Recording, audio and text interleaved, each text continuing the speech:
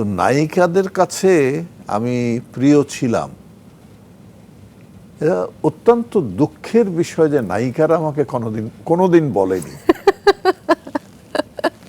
বাংলাদেশের বিখ্যাত চলচ্চিত্র পত্রিকা চিত্রালীতে প্রকাশিত একটি প্রতিবেদনে বলা হয়েছিল ৮০-এর দশকের নায়িকাদের প্রিয় নায়ক ছিলেন আপনি।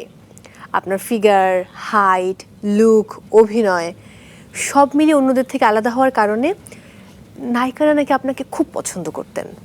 শুধু ৮০ দশক না, ৮০ এবং ৯০ দশক, আমি কিন্তু দুটা দশক ছিলাম প্রচন্ডভাবে। আমার শুরু কিন্তু মানে ৭০ দশকে, 1972 থেকে শুরু, তারপর ৮০ দশক, তারপর ৯০। আমি 2002 পর্যন্ত আমি একদম মানে প্রফেশনালি কাজ করেছি। তারপর আস্তে আস্তে আস্তে ব্রেক নিয়েছি, ৩ বছর কাজ করিনি, আবার কাজ করেছি।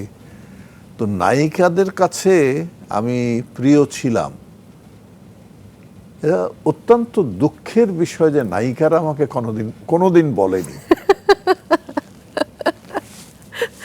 কোনো নায়িকা বলেনি, না শাবানা, না কবরী, না ববিতা, না রোজিনা, দিতি, এরাই তো আমার নায়িকা ছিল। তারপর একটা জেনারেশন, এটা তো তখন বলা উচিত ছিল ওদের। আমাদের কাছে বলেছে স্যার। এনিওয়ে, আমাকে বলেনি।